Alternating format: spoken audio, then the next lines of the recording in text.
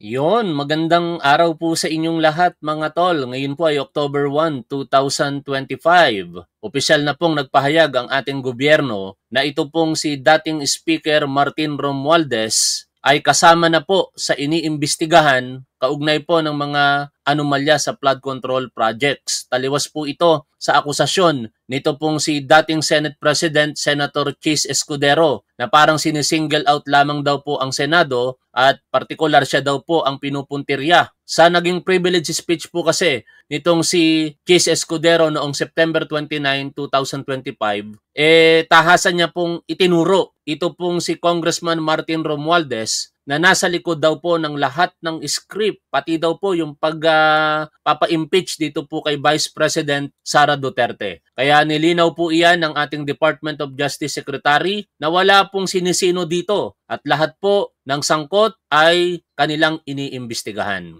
Bago tayo magpatuloy, huwag niyo po sanang kalilimutang mag-like sa ating programa. Malaki po ang maitutulong niyan sa ating mga advokasya. Tunghayan po natin ang balita kaugnay po ng naging pahayag ni Secretary of Justice Boying Remulla. Natatawag ng Department of Justice si Orly Gutesa ang tumestigo sa Senado na nagpakilalang security consultant ni dating Ako Bicol Party List Representative Saldico. Pinabulaan na naman ng DOJ ang pahayag ni Senador Chis Escudero na hindi isinasama sa investigasyon sa flood control project si dating House Speaker Martin Romualdez. May unang balita si Salima Refran. Sa kabila ng lahat ng ito, hindi ba nakapagtataka? Bakit hindi sinasama si Martin Romualdez sa anumang investigasyon? DOJ man, NBI man, AMLAC man. Ang pahayag daya ni Senator Chis Escudero sa Senado, pinabulaanan ni Justice Secretary Jesus Crispin Remulla. Hindi totoo yun. Kasama siya sa mga tinitignan natin talaga na mayroong pananagutan dito. Ano yan?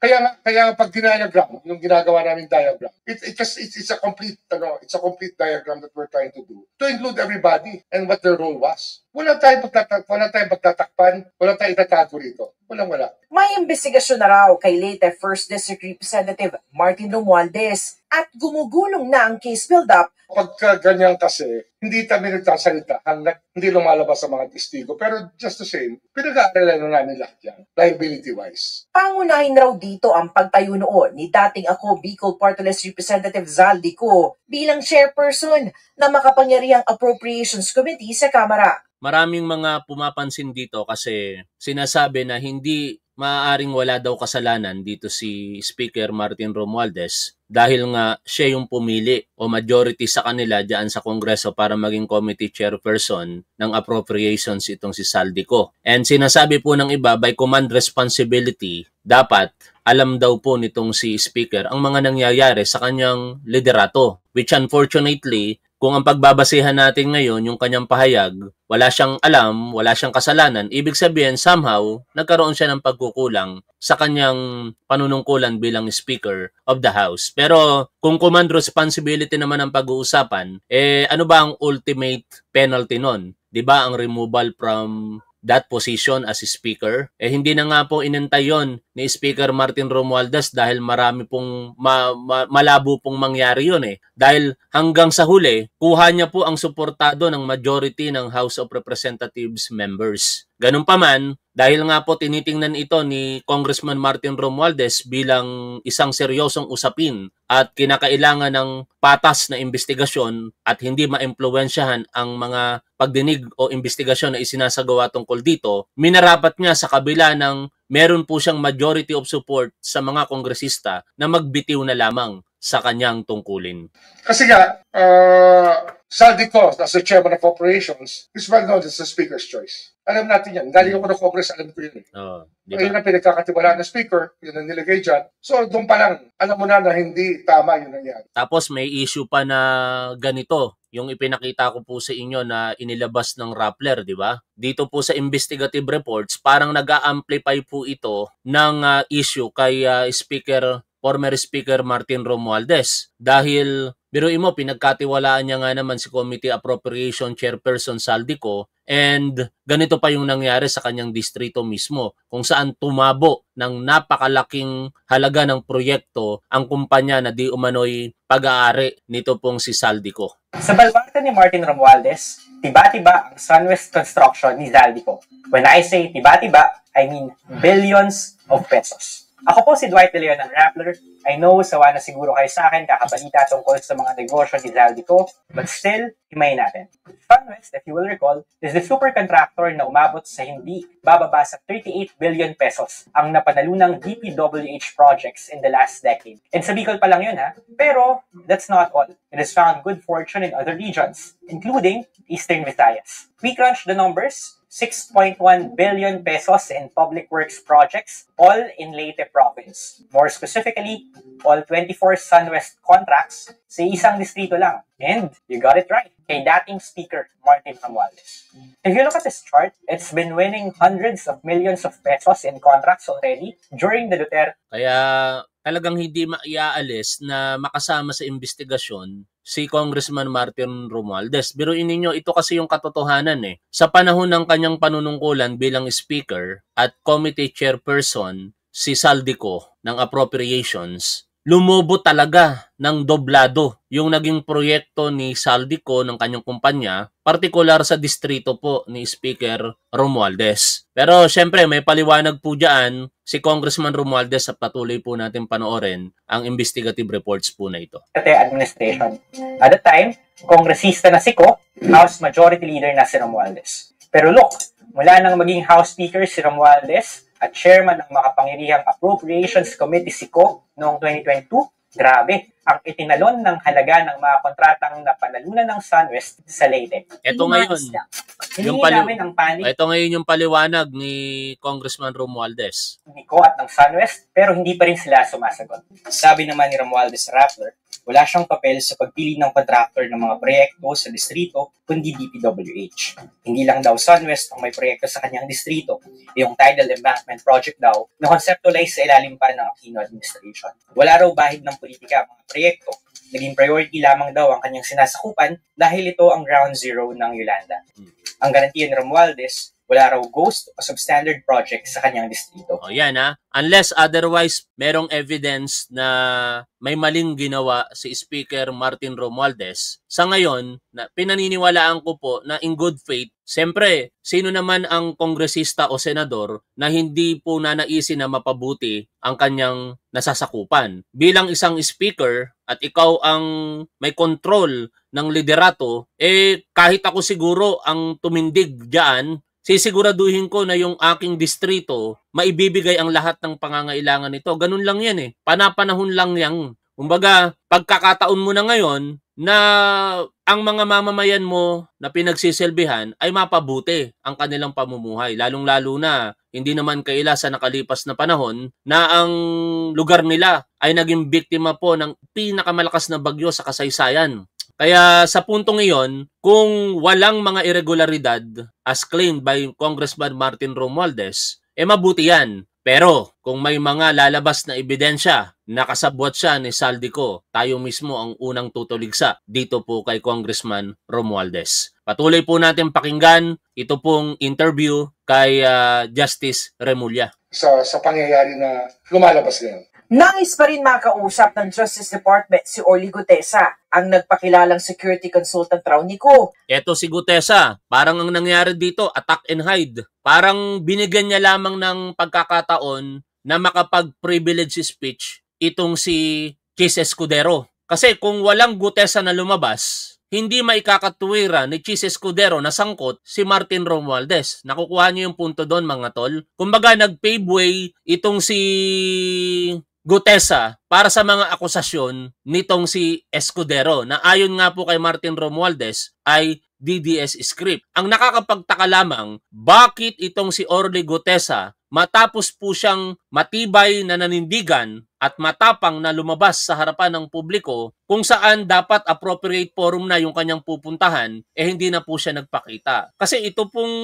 Senate hearing ng Blue Ribbon Committee in aid of legislation lang naman ito. Ito po ay recommendatory in nature lamang din. Lahat babagsak either sa Ombudsman or sa Department of Justice. Binigyan na siya ng pagkakataon ng Department of Justice para suriin yung kanyang testimonya, yung kanyang sinumpaang salaysay, pero hindi niya sinipot ang DOJ. Ano ang dahilan? Imposible naman na natatakot siya dahil sabi niya nga, kaya niyang protektahan ang kanyang sarili. Hindi niya nga tinanggap yung inaalok sa kanyang protection program, di ba? Hindi rin naman siguro totoo na siya ay walang tiwala sa Department of Justice. Kasi sa paragraph 24 nga ng kanyang sinumpaang salaysay, hinihiling niya yung Witness Protection Program. In short, maraming inconsistencies dito po sa sinasabi ni Gutesa. May tiwala siya, tapos yung hindi niya pagpapakita sa DOJ parang lumalabas na walang tiwala siya. Alam niyo ang mga nag-aakusa at kung talagang matapang ka, dapat dala-dala mo lagi ang bala mo. Ano ang mga bala na ito? Ang mga ebidensya.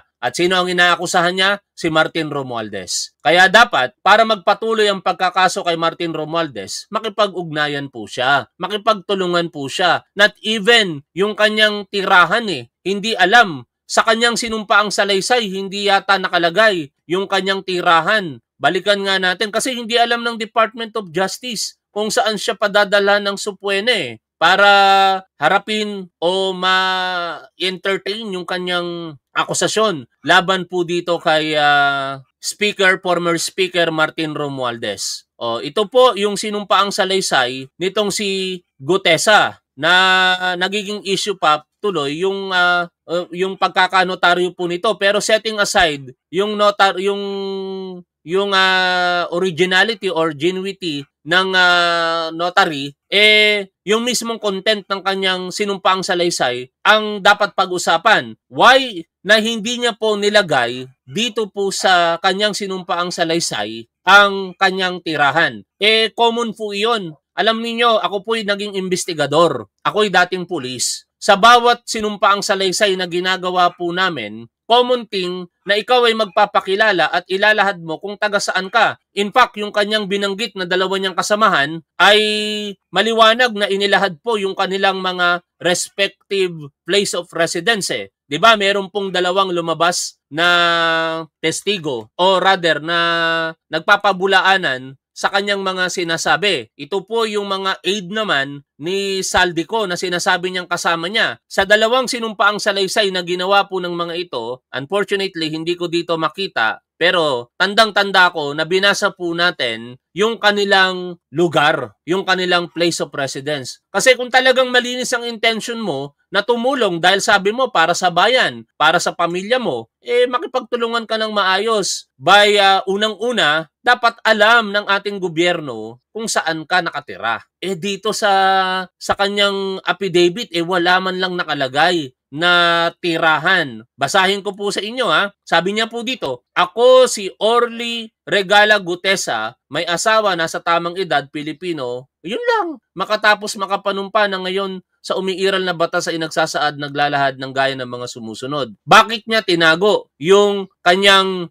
tirahan dito? O marahil, sasabihin ng iba, syempre nag-iingat siya. Hindi pwedeng malaman ng publiko. Ganun naman pala Sinabi mo naman na ikaw ay matapang, na ikaw ay kaya mong protektahan ng iyong sarili. Saka, ibig bang sabihin, yung dalawang lumabas ngayon na naglahad ng kanilang pag-disagree sa mga sinasabi mo, sila ay hindi appropriate ang ginawa dahil nilagay nila ngayon yung kanilang residence? Ngayon, ang punto doon mga tol, kung bakit natin pinagtatagpo yung dalawang pangyayari na yan sa sinumpaang salaysay ng bawat panig, kung talagang ikaw ay gustong makipag-cooperate sa gobyerno, simple lang, gawin mo na lahat. Total, all-in ka na Sabi mo, para sa bayan, para sa kinabukasan ng pamilya. Ang problema ngayon, hindi ka na malocate. Kaya babalik tayo doon sa sitwasyon na baka kaya lamang ginawa ito ni Orly Gutesa para bigyang daan ang akusasyon ngayon nitong si dating Senate President Chis Escudero. Katulad po ng mga binanggit niya dito. To the events of recent days. Ginoong Pangulo, meron po tayong kasabihan sa wikang Pilipino. Kapag nagturo ka ng daliri sa iba, may tatlong daliri na nakaturo palagi pabalik sa'yo. Sa mga nakarang linggo. Yet, siya nagtuturo kay Speaker Martin Romualdez, diba? Kaya nga, again, ipapaalala ko lamang sa inyo, kung walang Orly Gutesa na lumabas, hindi magagawa nitong si Chis Escudero ang mga akusasyon na ito kay Martin Romualdez. Wala kasing ibang ebidensya eh. At ang ebidensya, testimonial pa ng iisang tao na si Orly Gutesa. Wala tayo sanang nadinig na privilege speech na ginawa ni Chis Escudero. At nagsabi sa Senado na naghahatid raw siya ng mali-maletang pera kay dating Speaker Romualdez. Pero hindi pa alam sa ngayon ng DOJ kung nasan siya. We have no contact. Paano malalaman? Ayaw makipag-cooperate. Pati yung nagdala sa kanya na si Senador Dante Marcoleta, ayaw din pong tulungan. Kasi kung talagang pare-pares silang naghahanap ng katotohanan dito, total, nadala nila sa Senado si Orly Gutesa. Bakit hindi nila magawang samahan na lamang din ito sa Department of Justice? Mag-send sila ng kanilang mga pinagkakatiwalang tao na magwi-witness habang itong si Orly Gutesa ay ini-evaluate ng Department of Justice yung kanyang sinumpaang salaysay. Ano kinakatakot nila? Kasi baka pagka pinagtatanong na si Orly Gutesa, magsabi na ito talaga ng totoo. Yan ay aking naiisip lamang. There's been no word from the Senate about Gutesa. So we're just hoping he's okay and that he can shed light on his affidavit. Hihingi namin ang address niya. So we will have the NBI send us a subpoena para malinaw to. Sinusubukan pa ng GMA Integrated News na Okay? Ngayon, syempre, ito pong si dating Speaker Romualdez at saka si Saldico, ito po ay nakatakda ng imbestigahan ng imbitahan ng Blue Ribbon Committee. At dito nga po sa balita, since hindi na kongresista itong si Saldico, direkta na itong padadala ng invitation. At ito namang si Congressman Martin Romualdez, dahil merong tinatawag na interparliamentary courtesy,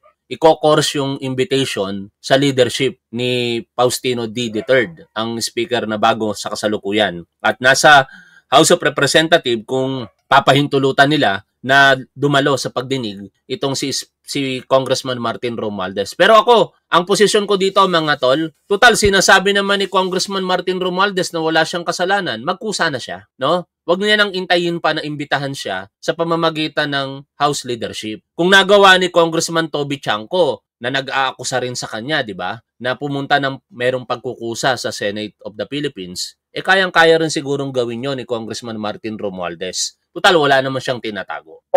Iimbitahan sina dating House Speaker Martin Romualdez at nagbitiw na si Zaldico sa susunod na pagdinig ng Senado kaugnay ng mga maanumalyang flood control project. Babala pa ng Blue Ribbon Committee, posibleng umabot sa paghahain ng arrest order kung iisnabing ko ang imbitasyon. Nakatutok si Mav Gonzalez. Kung masusundan pa ang kanilang pagdinig ukol sa maanumalyang flood control projects, padadalhan ng imbitasyon ng Senate Blue Ribbon Committee sina dating House Speaker Martin Romualdez at nag-resign na Congressman na si Zaldico. Kung hindi sumipot si Ko na nasa ibang bansa pa ngayon, ay ipapasabpi na siya. At kung hindi sumipot, i-issuehan siya ng show cause order. Kung hindi pa sapat, maaari-ani ang i-cite in contempt at pa-issuehan ng arrest order. Ang imbitasyon naman kay Romualdez ay idadaan kay bagong House Speaker Bogie D. bilang paggalang sa interparliamentary courtesy sa pagitan ng Senado at Kamara. Yan, uulitin natin. Total, wala daw kasalanan si Congressman Martin Romualdez at siya naman ay willing makipag-cooperate sa lahat ng impartial investigation na isinasagawa kaugnay ng anomalya po ng flood control projects. Tayo po'y nagbo-voice out na din bilang supporter niya na para once and for all matuldukan na ang issue na ito at mapanindigan talaga natin na mga sumusuporta sa kanya na wala siyang kasalanan ay itodo na yung full cooperation at lumahok na sana nang merong pagkukusa si Congressman Martin Romualdez sa pagdinig sa Senado. Abogado naman siya, kayang-kaya niya pong protektahan ang kanyang karapatan, higit sa lahat kung wala naman siyang kasalanan, lahat ng mga akusasyon sa kanya kahit senador ang magtatanong, kayang-kaya niya pong sagutin yan. Sa ngayon, hinihintay-aniya ng komite ang ilang development sa kaso bago magtakda ng susunod na pagdinig. Pupuntaan nila sila kung saan sila itinuturo ng ebidensya at hindi papaapekto sa mga batikos na may kinakampihan, pinagtatakpan o tinatarget. Walaan nila silang tinatarget, pinoprotektahan o palulusutin, kahit pa kung kapwa senador ang ituro ng mga resource person. Maging ang minorya ay itutulak na ipakontempt si Ko kung hindi sumipot sa hearing ayon kay Senador Bato de la Rosa. Hindi aniya sapat na nagbitiw lang si Ko. What will be enough is Paano mo ipapakontempt kung hindi man makakadalo, the least siguro kung hindi siya dadalo ay ma-issuean siya ng warrant of arrest after due process. Ngayon, syempre, pakinggan natin yung isa sa mga supporter ni Congressman Martin Romualdez na si Jam Magno. Ano ang kanyang saloobin tungkol sa naging privilege speech nito pong si Senator Chis Escudero. Hi guys, good morning, magchika sa Tagamay. I want to talk about yesterday's Chis Escudero's so-called expose. First of all, I want to say that whoever wrote that script should be fired. Because it's so hard to believe that Chis Escudero himself wrote that. Because what the hell? That was not an expose from a lawyer. No. That was an audition piece for him to be Vice President to Sara Duterte in 2028. OMG. Then how is that gonna play with Amy Marcos in the mix? Aside sa magpaliwanag ka sa Dito, ang sinasuggest ni John Magno, ang naging kaparaanan na ito nitong si Chis Escudero as claim din ng ibang mga kritiko niya ay inilalatag na nitong si Chis Escudero ang posibleng tambalan sa pagitan nilang dalawa ng ating Vice Presidente na si Sara Duterte sa darating na halalan sa 2028. No? Yun kasi yung galawan nitong si Chis Escudero na DDS script. Siraan ng mga potensyal na kalaban ni Sara Duterte sa 2028 at pagpapakita din daw umano ito ng loyalty na kay Sara Duterte. Ganun pa man, lahat po yan ay spekulasyon lamang kaya hindi po tayo pwedeng mag-defend. Ano ba ang aantabayanan natin ngayon sa susunod na pagdinig ng Senate Blue Ribbon Committee? Pakinggan po natin ang naging interview dito kay Senator Lacson sa programa ni na hindi ko matanda ang pangalan. No, sa Net 25 po yun Pati, magandang sa atin lahat. Magandang umaga. I'm going to be very careful with my first question, Senator Ping, dahil talagang gusto kita makausap tungkol dito. At the risk of being misconstrued, baka naman mamali ang pagkakaintindi ng iba sa latag ng tanong, not to prematurely cast aspersion dun po sa very damning testimony po ni Orly Gutesa na isang ex-marine na who claimed that he personally delivered yung tinawag niyang basura, no, mali-maleta ng puno-puno ng pera, personally delivered it to residents pa, no, ni former House Speaker Martin Romualdez, tapos yung sa hotel sa BGC ni Zaldico naman, ano. So, ang nanumbalik ka agad sa akin, sabi ko gano'n, itong very damning testimony, no, at the cost of ruined lives, tapos yung sisirain mo yung pangalan, reputasyon ng mga tao, sa akin parang dahil sa tagal ko sa broadcasting, halos wala nang halaga yung sworn, pinasumpaan yung salaysay ng mga sumasalang. 13 yung witnesses who Salamat, si Ali Soto pala itong nagsasalita. Recanted yung testimony nila laban kay Leila de Lima so that she was later on free. 2001 yung Ador Mawanay, kayo mismo ang naging biktima na kayo ay sinasangkot dun sa mga krimen. Babid Dacer, Corbito, illegal drug trade and all that. Na 16 years later, si Victor Corpus recanted and talagang public apology sa inyo, sa ginawa niya sa inyo.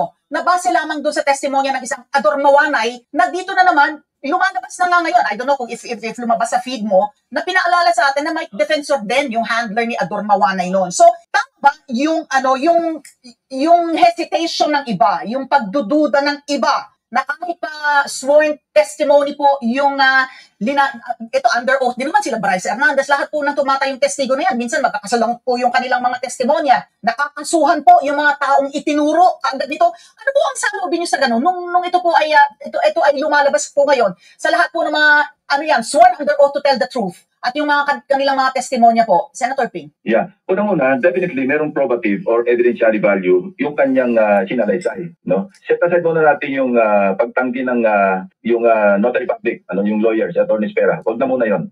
Bida as it may, no, ibang usapin yon. Sinumpaan niya pa rin naman yung salaysay niya sa harap namin lahat. At nag-testify siya. So kung yun ang ating pagbabasihan, definitely merong evidentiary value at merong probative value na tinatawag.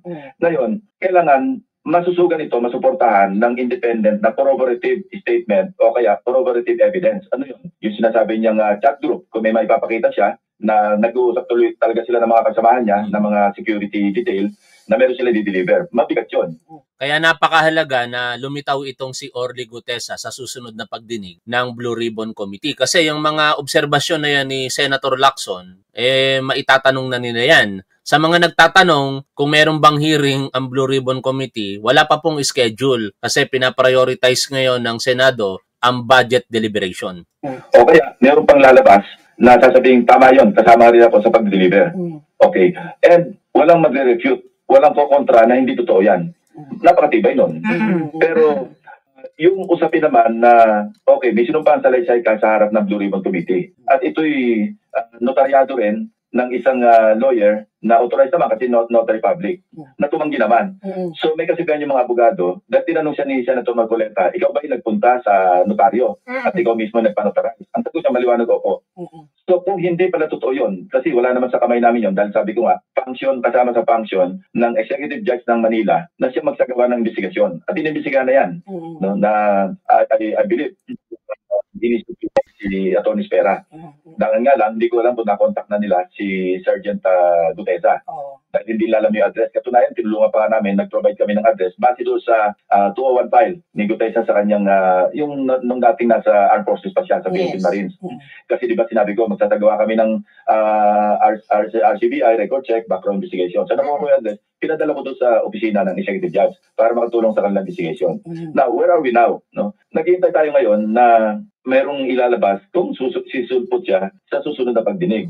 Ang problema, hindi nga siya dumating sa DOJ. Yes, kasi doon na mapunta rin yung Diba? Kaya hindi tuloy mawala sa isipan ko na ngayon mga tol, itong tanong. Si Orly Gutesa ba talaga ay tapat sa kanyang mga sinasabi o binigyan niya lamang ng pagkakataon si Chis Escudero na magkaroon ng dahilan para ituro si Congressman Martin Romualdez? Tandaan natin, wala pa isang nagtuturo kay Congressman Martin Romualdez na siya'y sangkot sa flood control project. Binanggit siya ng mag-asawang Diskaya sa kanilang sworn statement pero kinlarify nitong si Curly Diskaya nang ito'y tumindig bilang resource person sa Impracom hearing na hindi niya nakakausap si Speaker Martin Romualdez at hindi niya rin sigurado kung totoo ba yung binanggit niyang pangalan na kongresista na yung mga binibigay niya doon ay para sa kanyang kaibigan daw na si Martin Romualdez. In short, walang direct evidence maliban dito ngayon sa testimonya nitong si Gutesa. Kaya uulitin ko, kung walang Gutesa na lumabas, walang itinuturo ngayon si Senator Chis Escudero. Ibig sabihin, ito bang si Gutesa ay isang DDS? Tandaan natin, ang background nitong si Gutesa. Siya, in particular, ay nanilbihan bilang close-in security sa dating sekretary ng PCO na si Martin Andanar. Naging security aide din siya sa dating direktor ng Bureau of Corrections and Bureau of Customs na si Nicanor Paeldon. Both were DDS. Kayo na ngayon ang humusga. DDS ba si Orly Gutesa? Bakit sa lahat ng mga pwede niyang lapitan, hindi naman chairperson itong si Rodante Marcoleta? At alam naman natin na kung integridad ang pag-uusapan, mas may integridad sa investigasyon itong si Ping Lacson. Bakit pinili niyang lapitan ang isang Duterte supporter senator na si Rodante Marcoleta? Mga katanungan na tanging si Gutesa lamang ang makakasagot. Aspeto ng prosecution. Kasi sa amin, in aid of legislation. Although, pwede kami mag-recommend kung sino yung mga taong nabanggit na na-implicate na ipo-prosecute. Trabaho din namin yun kasi accountability of public officers and investigations. Yan ang nomenclature ng Blue Ribbon Committee. So, sa parte ng investigation, pwede kami mag-recommend. At ginawa na namin ito in the past. Nag-recommend kami diretso sa Ombudsman, nag-recommend kami diretso sa DOJ. In this case, pwede namin i-recommend pa rin sa ICI. So, nandun tayo ngayon. Naghihintay tayo ng corroborative evidence or statement para suportahan yung kanyang salaysay. Otherwise, yung kay Sergeant Gutesa will remain as mere allegation. Nandun tayo ngayon. Allegations lang talaga. Sabi nga ni Fiscal EJ sa kanyang post, basahin ko. So, napaka-simple lang. 3 statement. Belief is not proof. Suspicion is not evidence. Accusation is not conviction. Di ba? Kaya para mapatunayan mo, Orly Gutesa at ng mga sumusuporta sa iyo na may kasalanan itong si Congressman Martin Romualdez, patunayan mo sa pamamagitan ng iba pang mga ebidensya. yung akusasyon mo. Kasi ang dali pong mag-akusa eh. Kahit ako, pwede akong mag-akusa kahit kanino eh. Pwede akong tumindig at magsalita, akusahan ko ang sino man. Ngunit syempre, mananatiling alegasyon lamang yun kung wala akong maipapakitang ebidensya. So, ito, Senator Ping, yung headline na naman syempre kayo no, sa mga pahayagan ngayon. At sinabi nyo po yung mga House budget insertions much bigger than the Senate. At sabi nyo nga, yung mga senador... Ibang issue na yan, ano? Huwag na natin pag-usapan yung issue na yan. Natalakay na natin yan sa ibang pagkakataon. Balik tayo dito kay Senator Chis Escudero. Ang napakahabang privilege speech na ito nitong si Senator Escudero ay pumupunto lang naman sa isang sirkumstansya. Ialis sa kanya ang direksyon ng mga anomalyang ito o investigasyon na tinatahak sa mga anomalyang proyekto na ito sa flood control at ituro dito kay Congressman Martin Romualdez. Huwag na nating ulitin, no? Kasi alam naman na natin kung ano yung mga pinagsasasabi niya dito. Kaya sa puntong ito, pansamantala na muna tayong magtatapos sa ating talakayan. Uulitin ko lamang ulit para ito kay Orly Gutesa. Ikaw ay hinahangaan ng mga Duterte supporters. Bayani ka sa paningin nila ngayon sapagkat yung kanilang matagal nang ninanais na maituro si Martin Romualdez na nasa likod ng mga anomalya na ito ay nangyari na. Pero sana ang isatisfy mo yung kagustuhan ng taong bayan. Bahagi lamang ng taong bayan ng mga Duterte supporters. Majority ng mga Pilipino ngayon naghaharap ng katotohanan. Ang katotohanan, sino ang mga nasa likod ng mga anomalya na ito sa flood control projects. At sana tulungan mo kami. Kung may kasalanan si Martin Romualdez, sige, idiin mo. Pero ilabas mo ang lahat ng mga ebidensya. Dahil kung ikaw ay magsasalita lamang ng isang beses, sana dumalo ka nga sa susunod na pagdinig, pero kung hindi mangyari yan, ang mga sinasabi mo ay alegasyon lamang. At ayon nga dito kay Martin Romualdez, DDS script. Maraming salamat mga tol. Hanggang dito na lamang. Shoutout po sa inyong lahat. Lagi po nating tandaan kung ano po ang tama at dapat, doon po tayo. Keep safe. See you always. Bye for now mga tol.